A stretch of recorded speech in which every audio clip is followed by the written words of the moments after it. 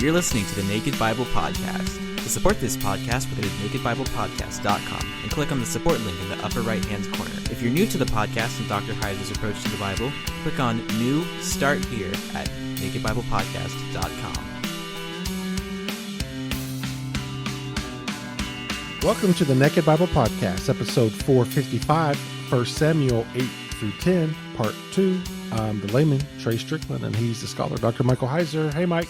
How you doing? Well, not too bad. Not too bad. That's good. Fantasy football season's winding down, Trey. Yeah, it is. And as we record this, 1 week to go, we just looked at it, and you're still in it, though. We've got 8 teams fighting for 4 playoff spots, so you're not out of it quite yet. Yeah, it's not looking good, though. No. My quarterback tanked me this year. Russell Wilson tanked me this year. Yeah, all you Denver Bronco fans out there, I don't know what's going on, but it's been a rough year. You're stuck with him for real life. Yeah, it's been pretty rough for them. I feel you, but I can't complain because my Cowboys are cruising, so it's all peaches and cream over here. Unlike your Green Bay Packers. Yeah, well, I wasn't expecting much from them during the year. Do you get any more voting shares? Just go into this. I have 2. No, you got 2 now. Okay. Well, maybe you can write them a letter and say, as a shareholder, I demand this and that. Yeah, there you go. Yeah. But, I demand more intelligence at draft time. Yeah. Well, you always get like an A+. You always do the best on drafts according to the software, which I find funny. They love you on draft day. Yeah. Yeah, well, everybody was liking Russell Wilson on draft day, and that pretty much got torpedoed about a third of the way through the season. It did. It's crazy. It's been a strange year of football, Mike. But, for our non-football loving fans out there, let's tell them about another piece of software that you love, which is Logos 10. They've graciously sponsored us again on this episode, and we want to do what we can to get y'all on the new version that is Logos 10. Whether you're going to, do word study or prep a sermon or understand a difficult passage or you name it, you want to start a reading plan, you could do all of that in Logos 10. Yeah, I certainly had a better year with Logos 10 than I have in fantasy football. No doubt about that. No doubt about that. At least that doesn't disappoint me. Yeah, absolutely. On a week-to-week basis. Well, maybe you could use some of their biblical insights on the software to translate that to fantasy. I don't know if that's possible. Maybe you could talk to them about that. But come up with some filter. Well, we want to give them a shout out. We appreciate Logos 10's sponsoring the Naked Bible Podcast, and to live in the Word with Logos 10, go visit logos.com/Naked Bible to find that best Logos package for you. And we appreciate their sponsorship very much. All right, Mike. Yeah, well, absolutely. I'm excited about part 2. I assume this is going to wrap up chapters 8 through 10. Yep, that's correct. So let's just jump in here. This is a part 2. So if you haven't listened to part 1 yet, hey, you need to get with the program. You need to listen to part 1 first, because I'm not going to, we can't spend the time to repeat the things we talked about in part 1, but they're important for part 2. The wider context of what we're dealing with here, I can glean this much from part 1, is that we talked about the positive view of kingship attested in the Torah and in the Psalms and Numbers, Book of Ruth, 1st and 2nd Chronicles, places like that would either predate or be contemporaneous with the authorship of the Deuteronomistic history. Again, that's part of what 1 Samuel, that's first and 2nd Samuel are part of the Deuteronomistic history. This notion that this whole block of scripture from, some would include Deuteronomy, others would not, but at least parts of Deuteronomy all the way through 2 Kings was authored by either one person or one particular group of people, because of the way the themes in it are unified. And kingship is one of those themes. So you have all these, you have positive assessments of kingship in the Torah, outside the Torah, in part of the Deuteronomistic history. But then you get this little snippet in 1 Samuel 8 where it looks like kingship isn't a good idea because Samuel objects to it. And we argued last time that needs to be set in context. I mean, it has a certain context. And so we talked about that. We built off the work of Gerbrandt and then Dave Howard's summaries of his work in 2 articles in part 1. And it was concluded that we need to ask what kind of kingship the Hebrew Bible envisioned and positively presupposed, not whether Israel was supposed to have a king at all. Per Gerbrandt, the king was to lead Israel by being the covenant administrator. Then he could trust Yahweh to deliver. At the heart of this covenant was Israel's obligation to be totally loyal to Yahweh. Again, this whole theme of believing loyalty fits right in here with what's going on with the kingship. So we need to ask what kind of kingship God was looking for as opposed to what the people were asking for. Now, Gerbrandt reached this conclusion by first studying the reigns of Josiah and Hezekiah, 2 unique Judahite kings. They were unique because they alone were assessed as, quote, turning to the Lord with all their heart, soul, and might, which mimed the words of the Shema. Those are the only 2 kings this is said about. So the fact that you had kings where this was said about and that are positively assessed in the Deuteronomistic history shows that the Deuteronomistic history doesn't have an exclusively negative view of kingship. There's something else going on. The goal of kingship all along was to have, was to lead the nation in believing loyalty. That's what the king's job was supposed to be. Again, that's part of what we concluded in part 1. God wanted someone to be the par excellence example of trusting in Yahweh. And this is why Deuteronomy 17:18 required each king to write out his own copy of the law. You recall that from part 1. The king was to be invested in a relationship with Yahweh that would be an example to everybody else. The law was to be his focus, not the normative interest of kingship, like acquiring wealth, expansion of territory, entangling alliances through political marriages, exaltation of his own dynasty. It's not what the king was supposed to be about. Rather, the king was supposed to be the premier example of believing loyal steps of Joshua, believing that Yahweh would fight for Israel and soliciting Yahweh's direction in battle. Of course, this is not what they're going to get. The request for kingship in 1 Samuel 8 was viewed negatively because of the way it was sought and why.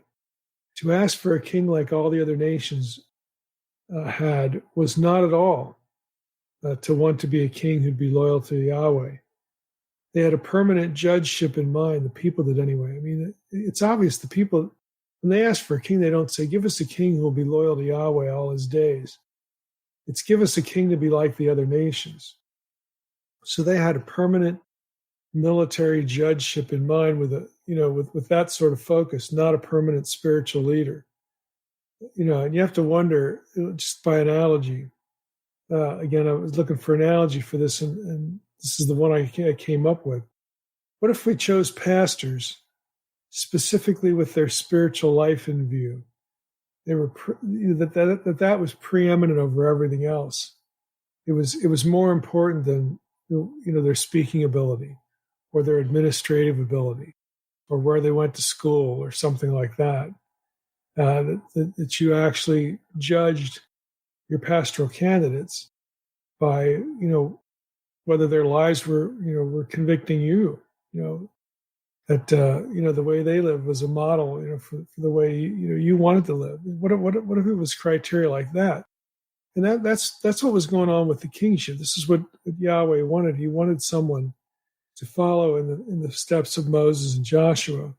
Again, in their example of looking to him as really the ultimate leader of the nation, was supposed to be God himself. So again, but that's not what they're going to get. It's not what they ask for. They're going to get exactly what they ask for, as it turns out, which turns out to not be a great thing. in Saul's case. So if we take this to 1 Samuel 8 to 10, let's read the request in 1 Samuel 8, 1 through 6. When Samuel became old, he made his sons judges over Israel. The name of his firstborn son was Joel, and the name of his second, Abijah. They were judges in Beersheba. Yet his sons did not walk in his ways, but turned aside after gain. They took bribes and perverted justice. Then all the elders of Israel gathered together and came to Samuel at Ramah and said to him, Behold, you are old, and your sons do not walk in your ways. Now appoint for us a king to judge us like all the nations. But the thing displeased Samuel when they said, Give us a king to judge us. Now the point here is they weren't asking for spiritual leadership. They wanted national security, not spiritual leadership. They wanted someone who would get rid of the Philistines, for example. They could have asked, appoint for us a king who won't be corrupt, or a king who will do justly, a king who will rule us justly, something like that, to get at the real problems of Samuel's sons. But that's not what they asked for. They want a king so that they can be like all the other nations. They want permanent national security over the people who were oppressing them, who had been oppressing them in the period of Judges. God's response comes in the next few verses 7 through 9, 1 Samuel 8. The Lord said to Samuel, Obey the voice of the people and all they say to you, for they have not rejected you, but they have rejected me from being king over them. God was supposed to be the king, ultimately. According to all the deeds that they have done from the day that I brought them up out of Egypt even to this day, forsaking me and serving other gods, so they are also doing to you. Now then, obey their voice. Only you shall solemnly warn them and show them the ways of the king who shall reign over them. The point here, of course, the request shows the impetus is not spiritual leadership. Again, they aren't asking for another Moses or even another Samuel. They want a king to be like the other nations. And it's tantamount to a rejection of Yahweh being their leader. Samuel's message to the people comes in 1 Samuel 8 through 10, where he basically warns the people that having a king will come at a cost, especially given the military orientation of what they want. A king must build and maintain a strong standing army. And the word king isn't synonymous with democracy. This is something the people are going to have to learn. Standing armies aren't just about head counts of people, soldiers and support staff. Armies need property, they need buildings, they need a stable food supply, etc. And full-time soldiers aren't going to be doing work that men would otherwise do for family and clan and larger society. The standing army is to be maintained. They don't do that themselves. Whatever jobs the soldiers formerly did now has to be done by somebody else. I mean, think of World War II here and how World War II changed our economy. And it brought women into the economy to take the place of men because the men were full-time soldiers now.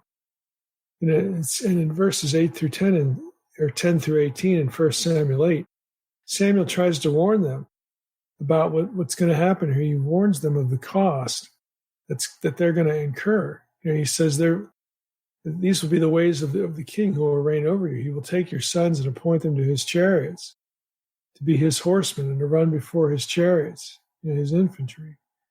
He will appoint for himself commanders of thousands and commanders of 50s, and some to plow the ground and reap his harvest. And the standing army has to be fed. To make his implements of war, you need that. The equipment for his chariots. He will take your daughters and to be perfumers and cooks and bakers.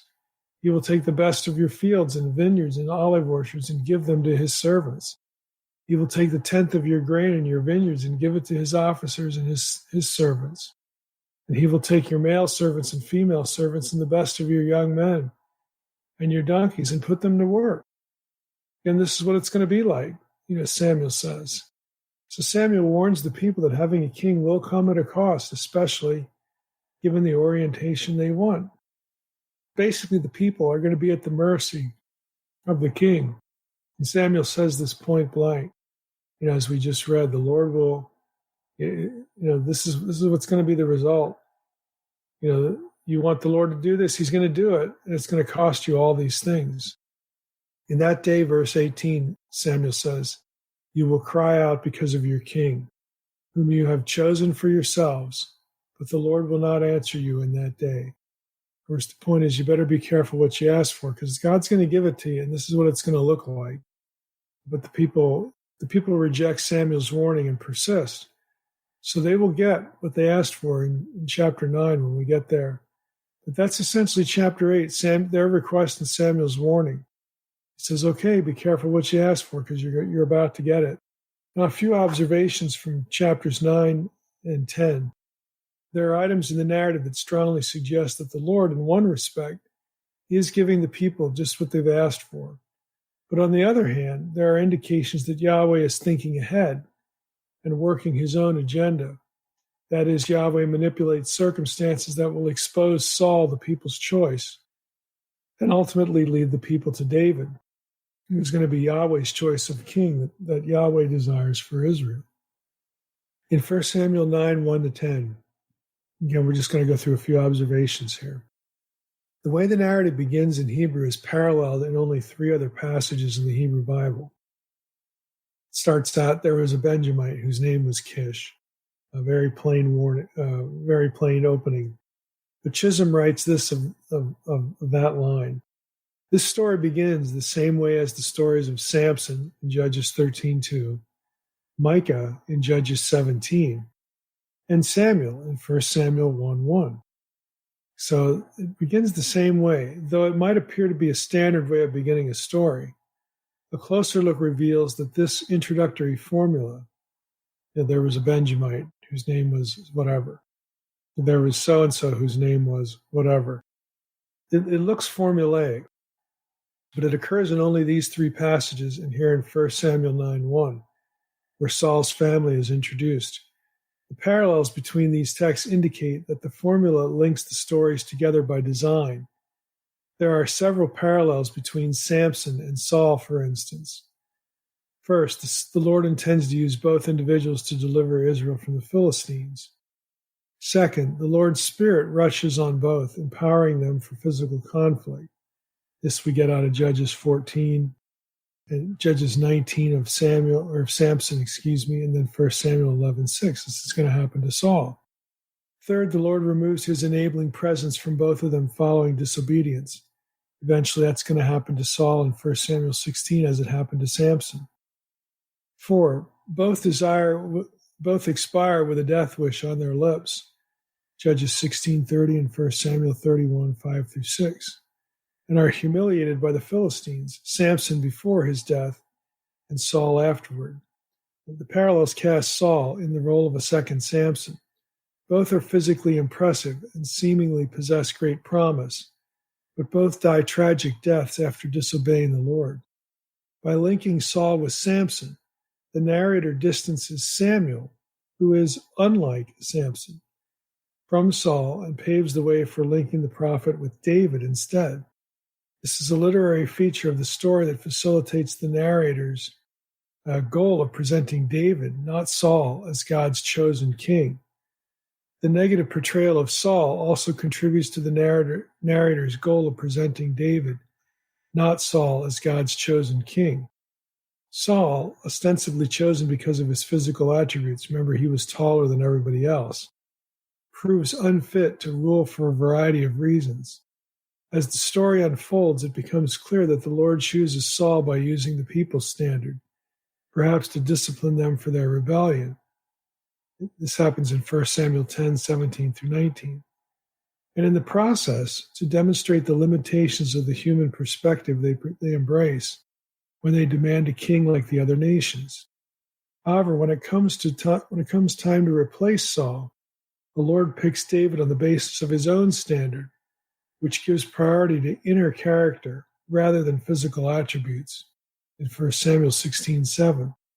When the time comes to act decisively on the Lord's behalf, David demonstrates no hesitancy, 1 Samuel 17 against Goliath. Secondly, there's the name of Israel's choice of king, Saul, Shaul. The name itself in Hebrew means asked for or requested. Chisholm writes, this is ironic in that the narrator has already described the people as asking the Lord for a king in 1 Samuel 8:10. Later in his so-called farewell address to the nation, Samuel twice refers to Saul as the one people, quote, asked for, 1 Samuel 12:13 and 17. And the people acknowledge that they have sinned by asking for a king, 1 Samuel 12:19. Saul's very name is a reminder of the people's sin of rejecting the Lord. It suggests that he has been chosen according to their standards, not the Lord's. They asked for him, and they got what they asked for. Thirdly, there's the missing donkey story in 1 Samuel 9:1-14. There's some irony here as well. Chisholm notes that Saul's request to find the donkeys leads him to Samuel. If you remember the story here in 1 Samuel 9, we should read a little bit of it, verses 1-14. It begins, of course, there was a Benjamite whose name was Kish, the son of Abiel, the son of Zeror, son of Bechorath, son of Aphiah, a Benjamite, a man of wealth. This is Saul's father. He had a son whose name was Saul, a handsome young man. There was not a man among the people of Israel more handsome than he. From his shoulders upward, he was taller than any of the people. So, they're majoring on physical characteristics. Then we get this story about the donkeys of Saul's father, Kish. They were lost. So Kish said to Saul, his son, take one of the young men with you and arise, go and look for the donkeys. And he passed through the hill country of Ephraim and passed through the land of Shalishah, but they did not find them. And they passed through the land of Sha'alim. They were not there. And then they passed through the land of Benjamin, but they did not find them. So they're looking all over the place for these donkeys. And eventually, providentially, Saul winds up meeting Samuel. Again, it's not a chance occasion. It's something that's engineered, by the Lord. Okay, this is the kind of king they want. We're going to give it to them. It's really the Lord who sends Saul to the prophet. And it is less honoring. In contrast to his servant, Saul appears hesitant and passive. He is a follower, not a leader. We get this from, when we get to the story, they came to the land of Zuph. This is verse 5. And Saul said to his servant, who was with him, come, let us go back. Saul wants to give up, lest my father cease to care about the donkeys and become anxious about us.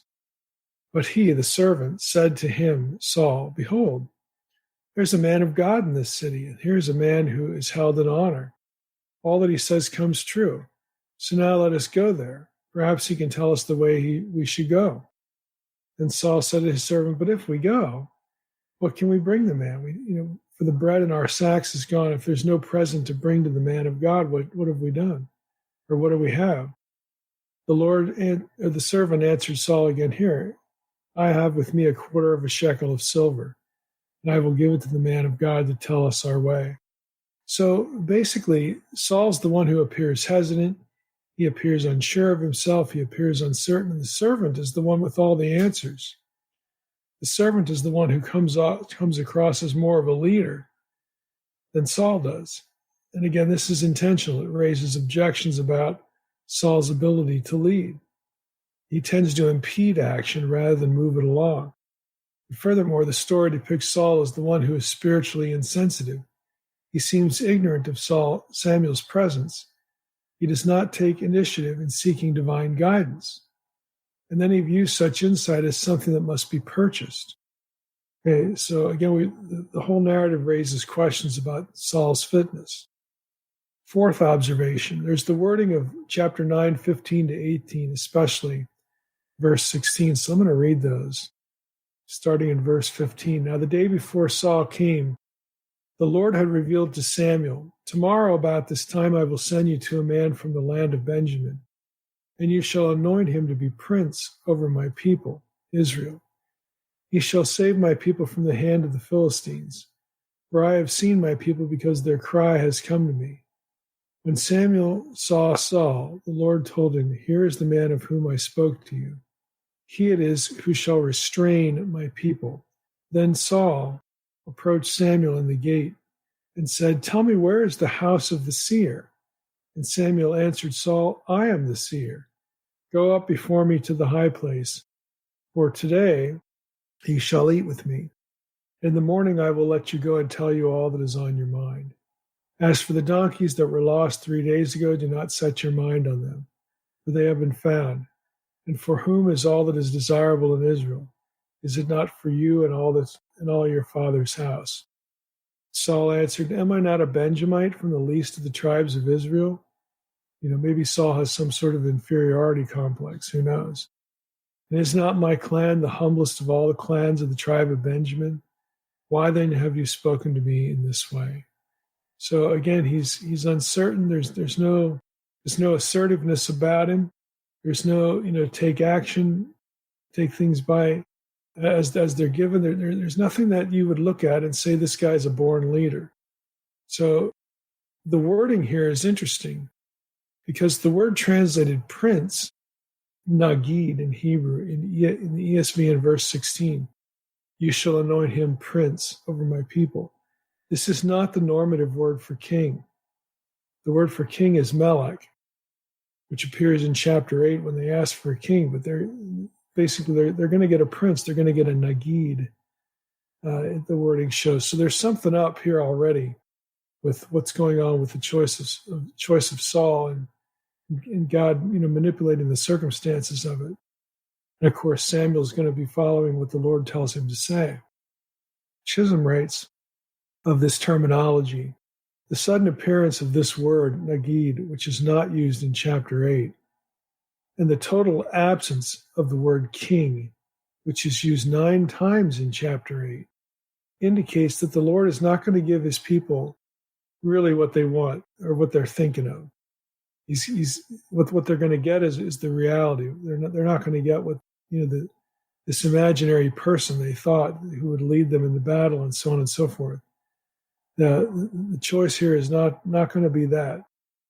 The term, this is despite his appearance, and really it's because of his appearance. If you want to be honest about it, I mean, the choice of Saul is an outward one only. It has nothing to do with his inner characteristics, which are going to become important when you're ruling people. The term nagid is used elsewhere of leaders in a variety of contexts, including tribal leaders, military officers, religious officials, and palace officials. In verses 16 and 17, the Lord calls Israel my people 4 times. This is something else that's going on. Whereas in chapter 8, he refers to them simply as the people. This is an additional signal that the Lord, who regards their request as a rejection of his kingship, is not going to reject them. Basically, they're going to get what they ask for, and they're going to suffer for it, but the Lord's not going to set his people aside. He's not going to go that far with it. In 9:17, the verb is of interest. The text has God saying that Saul will, quote, govern or restrain. The Hebrew word is atzar, my people. He does not use the verb of rulership for kings, malach. So the verb to reign over people as a king is malach, and the noun is melech, king. This terminology does not appear in chapter 9. And Chisholm notes this absence of vocabulary and writes, quote, its absence here is striking, supporting the idea that the Lord is not intending to give the people exactly what they want. The verb atzar means restrain, detain, withhold, suggesting the appointed leader will hold the people in check. In our vernacular, basically, he's going to be a babysitter. This is what they're getting. Frankly, this is all Saul is capable of, because he lacks the inner characteristics of a king. These distinctions in the wording, prince, nagid versus king or melech, continue into chapter 10, though this depends on what text your English Bible translator has and was following when he did his translation. Most translations, like the ESV in chapter 10, do not follow the Masoretic text, the traditional Hebrew text. Instead, many translations follow the text underlying the Septuagint, which aligns with the Dead Sea Scroll text of Samuel among the Dead Sea Scrolls. So we're going to get a textual difference here that we can read about if we compare Bible versions, and it's going to be consistent with this absence of the king terminology. Chisholm writes once again, the text should read this: "Has not the Lord anointed you as ruler Nagid over his people Israel. You will govern Natsar, the Lord's people, and you will deliver them from the hand of their enemies who surround them. This will be your sign that the Lord has anointed you as ruler over his inheritance. And that's what the Septuagint has. So this is what the text should read. The Septuagint, along with the Dead Sea Scrolls, aligning with each other against the traditional Hebrew text, tell us very clearly what the original should have said. And again, this wording is very consistent with what we get in chapter 9, but not consistent with chapter 8 when they request a king.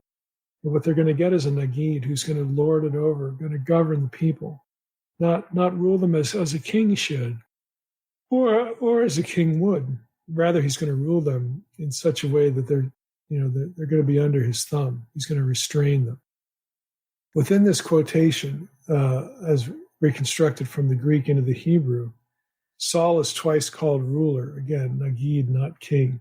And the verb govern is not tsar, not reign. So we get the point there. Sixth observation, Saul fails his first test of obedience to Yahweh by word of the ministry of Samuel. Saul receives 3 signs to validate the authenticity of his anointing as king. So I'm going to read 1 Samuel 10, 5 through 16 here. Is basically Samuel's told what's going to happen, or Saul is told what's going to be happening to him. Samuel takes the flask of oil in verse 1. He anoints Saul on his head as king and kissed him, and then says, okay, here's what's going to happen to you. Has not the Lord anointed you to be prince over his people Israel?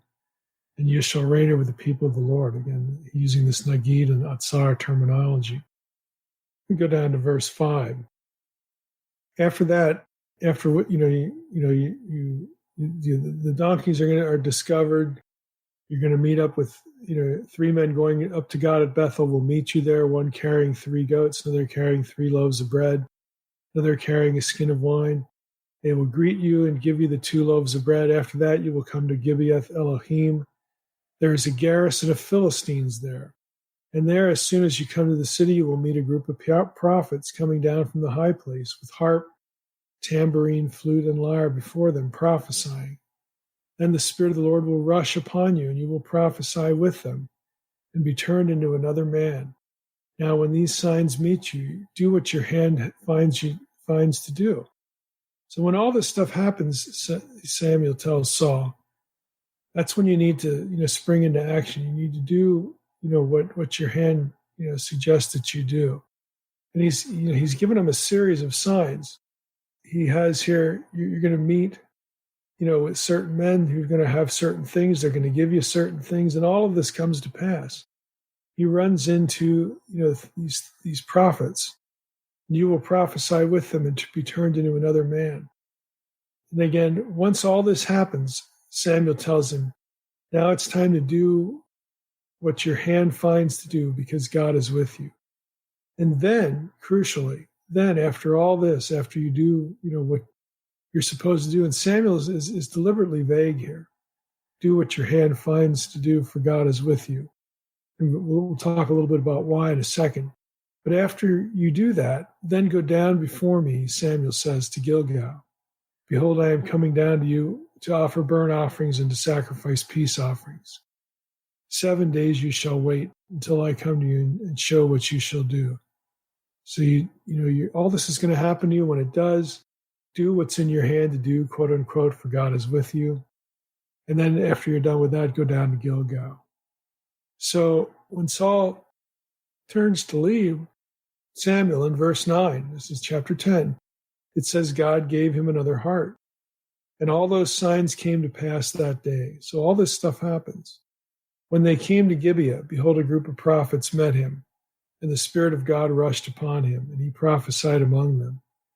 And when all who knew him previously saw how he prophesied with the prophets, the people said to one another, what has come over the son of Kish? Is Saul also among the prophets? And a man of the place answered, who is their father? And therefore it became a proverb, is Saul also among the prophets? When he had finished prophesying, he came to the high place. So what happens here? Basically, everything that God through Samuel says is going to happen to Saul happens to him. But there's a problem. he goes up to Gibeah, again, where he meets these prophets. He's somehow changed into another man, quote unquote, whatever that means. And again, we'll get to that in a second. And then instead of going to Gilgal, where Samuel had instructed him, he doesn't do that. When he had finished, verse 13, when he had finished prophesying, he came to the high place. And Saul's uncle said to him and to his servant, "Where did you go?" And he said, "To seek the donkeys." And when he saw that they were not to be found, he went to Samuel. And Saul's uncle said, "Please tell me what Samuel said to you." And Saul doesn't. Saul said to his uncle, "He told us plainly the donkeys had been found. But about the matter of the kingdom of which Samuel had spoken, he didn't tell him anything." So we have actually two signs here that there's something going on here with Saul that isn't right. He doesn't go to Gilgal as instructed. And when he's asked by his uncle what Samuel had to say, he doesn't tell him. He won't tell him. And he wasn't charged with keeping this a secret. He just doesn't tell him. Well, the first two signs are sort of signs of God's providence. You'll meet two men here. They'll do this or that, so on and so forth.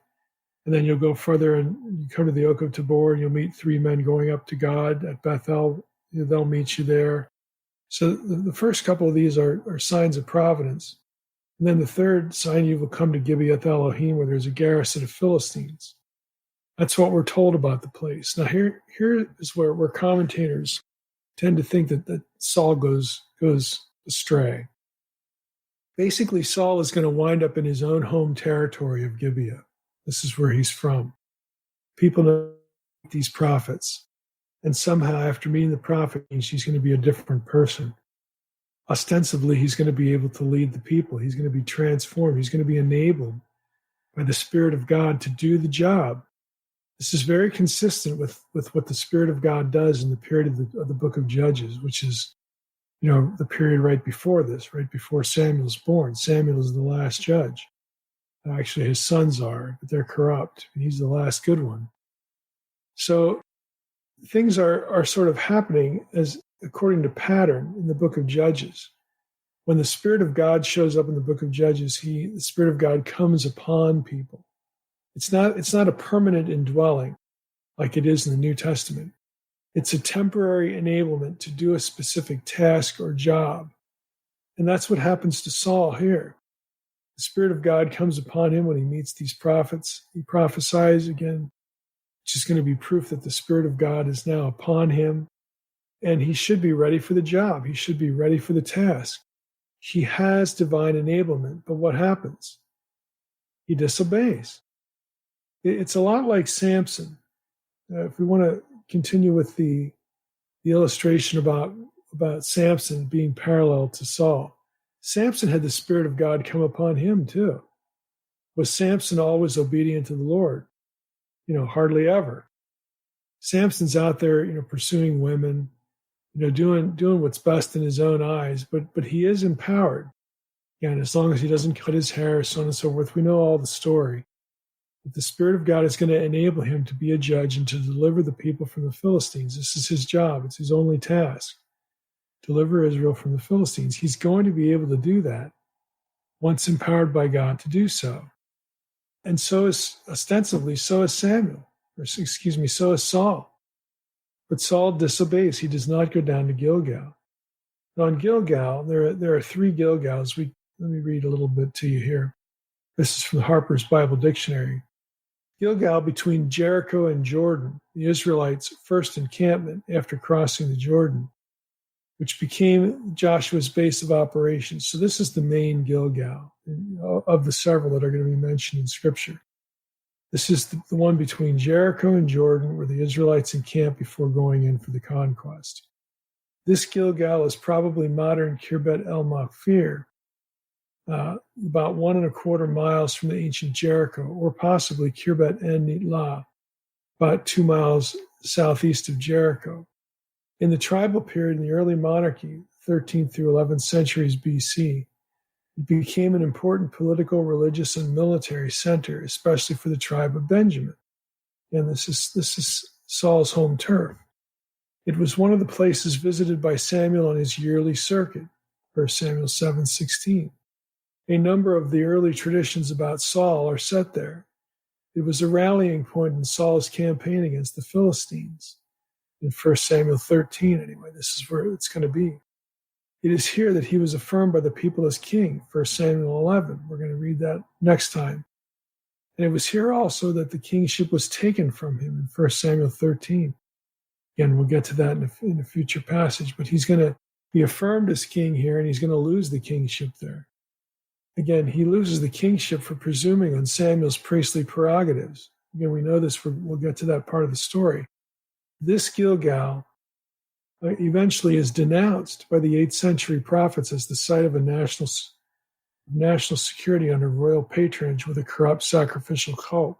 It's going to turn into a corrupt cult center. This is the Gilgal that we're dealing with here, that in Samuel's day, in Saul's day, it's an important place of political, significance. And specifically, scholars believe that since this was the place where Joshua launched his campaign of conquest years and years earlier, that this is why Samuel wants Saul to go there. Once he's met by the prophets, once he's empowered by the Spirit of the Lord, he's supposed to go to Gilgal, again, to be the next Joshua, to do like Moses and Joshua did, to obey the Lord and get his fighting instructions there, or his next set of instructions from the Lord at Gilgal. This is what Joshua did, to empower the conquest. He followed what the Lord wanted him to do. But this is not what Samuel, what Saul does. It's not what Samuel sees happen. In fact, this is going to be his downfall, because he takes it upon himself to act as Samuel instead of waiting for him at Gilgal. So this is where things are going to start to go wrong for Saul. Almost right after he's made king, he loses the kingship. It doesn't take much time. So commentators are also, though, at odds to explain the disobedience. It seems clear enough why he should have gone there. Again, to follow in the footsteps of Joshua. But why doesn't he do it? Is Saul lacking confidence? Is he just spiritually dull? Does he want to worship Yahweh his own way at Gibeah, bypassing Saul's directive, Samuel's directive about meeting him at Gilgal? Why does he do what he does? And it's kind of a mystery. Whatever the precise reasoning, his failure here reveals it and begins a pattern of self-demise. And it may be that he's just lacking confidence. It may just be that he's inept. Whatever it is, he lacks internally what is needed to be the real leader, especially to be a spiritual leader. He lacks the character to do so. We get some idea why Samuel wanted him to go to Gilgal from 1 Samuel 11:14. Let me read that. Samuel said to the people, "Come, let us go to Gilgal and there renew the kingdom." So this is quite in line with the idea that we're going to go back to the place where Joshua launched the conquest. Essentially, this is where the kingdom of Israel gets launched against the opposing peoples of Canaan. And so Samuel says, we're going to go back there. We're going to relaunch. We're going to relaunch the conquest, because in the book of Judges, the conquest is lost. They don't fulfill it. They don't complete the conquest. And so in Samuel's mind, we're going to go back to Gilgal. This ought to mean something to everybody. We're going back to Gilgal where the conquest was launched and start over again. And the Lord's going to be with us. And the Lord, that this is the way it looked. The Lord had empowered Saul. The Lord had come upon Saul just like he had come upon all the other judges. He should be ready for the task, but what does he do? He blows it from the very beginning. He doesn't go to Gilgal. And again, the reason may be as simple as his own ineptitude or his own, uncertainty. And maybe he just thought this is the better way to do things.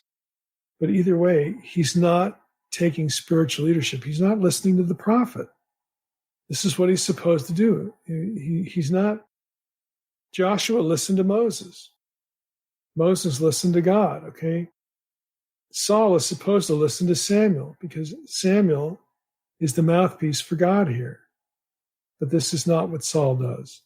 This is not what Saul does. And Saul does his own thing, and again, it leads to his demise. The fact that later, when he gets to Mizpah, when Saul finally, gets everybody to Mizpah, the public acknowledgement of his selection to be king happens there, and thus his status. But when he's at Mizpah, what does Saul do? He hides. It shows he's not the kind of king Israel needs and Yahweh wants. When Saul's status as the new kingdom is the new king is finally revealed publicly, he behaves cowardly. He hides himself. His refusal to share what had happened to him at his anointing with his uncle is also suspect. He had not been charged with keeping it secret. Why doesn't he want his uncle to know of his anointing? Is Saul embarrassed by it? It's obvious he has no confidence in fulfilling it. Maybe he thinks he's going to hear, "Oh, that's impossible because you're Saul. You can't be king. Look at you. You look at what kind of man you are, as opposed to how you look." Maybe that's in the back of Saul's mind. I mean, who knows? But he doesn't go, and he acts like a coward when he's publicly revealed as he's going to be the first king. What's going on here? Again, he has specific problems that are going to inhibit his kingship. And what about the prophesying lastly in 1 Samuel 10:10-11? What does it mean that Saul had received a new heart? Well, my judgment on this is that it means just what it meant in the period of the book of Judges. It means that whatever happens here when the Spirit of God comes upon Saul, it enables him for the task. It's what he needs to do the task, to be the ruler of God's people. But still, he blows it. He doesn't go to Gilgal as instructed. Had he gone to Gilgal, he would have gotten Samuel's blessing, so on and so forth, but he doesn't. He disobeys what the prophet says, and of course the prophet is going to notice this. So whatever the prophesying involved, it didn't transform Saul into being the kind of king. In other words, it didn't transform him into being a spiritual leader that God wanted for a king. While it is clear the Spirit empowers Saul for service, for specific acts of service, this is how the Spirit of God worked in the book of Judges. You were empowered to do a specific task. Just so happens that Saul's task is to be this ruler over the people now. But again, he blows it because he doesn't obey. So whatever the prophesying involved, it doesn't transform Saul into a new kind of person with different character. It would have transformed him into being a military leader, because that's what his job was, to go in and out before the people, just like they asked for in 1 Samuel, earlier, 1 Samuel 7, 1 Samuel 8. God would have done that for Saul, excuse me. He would have empowered him. And Saul had the proof. He had these three things that happened to him in succession as proof that God would be with him, but he doesn't go to Gilgal. It's like he doesn't accept the call. And that is just going to spell doom to him. He's going to lose the calling pretty rapidly. And again, the parallel to Samson is pretty clear, where Samson is enabled by the Spirit of God to do what he does. And he uses that power on a number of occasions. But spiritually speaking, he is just inept. He is not a spiritual leader. He's not the kind of person that ought to be king. Okay? What God wants as a king is a spiritual leader, and this is not what Saul is. It wasn't what Samson was. And Saul is going to fail. Now, to wrap all this up, it seems that Saul had one set of ideas in his head about serving Yahweh as king, when Samuel had another. Samuel was God's prophet. He was the Moses of a new team, where Saul was supposed to be the military deliverer. That's what the people asked for, because God's going to give them a military deliverer. But this guy has to obey the prophet to be blessed, and he just doesn't do it. That's, again, the people asked for somebody to lead them in battle. That's what they get. God would have empowered him to do so, because we know this because the Spirit of God had come upon him. But the prerequisite is obedience. It's doing what you're supposed to be doing. And Saul just doesn't do it. The teamship breaks down early with Saul's disobedience to Samuel. Saul doesn't seem to know his place in the spiritual pecking order. And though perhaps well-intentioned, was out of line with what God wanted. He may have been well-intentioned in the beginning, thinking, well, this is what kings do, this is how I'm going to act, rather than obeying Samuel the prophet. And he just falls out of favor with God. So next time we're going to look and see what Saul actually does. He doesn't go to Gilgal, he does something else. He goes and he subdues the Ammonites. And this is going to be part of Ian showing his downfall. So we're going to talk about Saul versus the Ammonites next time. And also an odd theme. This is going to sound very odd, but we're going to go through it. The serpent in Samuel. Believe it or not, I'll just telegraph it this way. There is vocabulary from Genesis 3 about the Nakash, the serpent, that gets reused in 1 Samuel 11 and several places in 1 Samuel to describe an adversarial relationship, with God. And so some of that language is going to come up here, and we'll jump into it for the first time in 1 Samuel 11. All right, Mike, looking forward to that. Don't spoil it for us. I want to know how it ends next time. Don't give away the ending. No, we won't. Okay. It's kind of odd, but there it is. All right, good deal. Looking forward to it. All right. Again, we want to give a shout out and a special thank you to Logos for supporting our podcast. So visit logos.com/Naked Bible. We'd appreciate it. And with that, Mike, I want to thank you everybody for listening to Naked Bible Podcast. God bless. Thanks for listening to the Naked Bible Podcast. To support this podcast, visit www.nakedbibleblog.com. To learn more about Dr. Heiser's other websites and blogs, go to www.drmsh.com.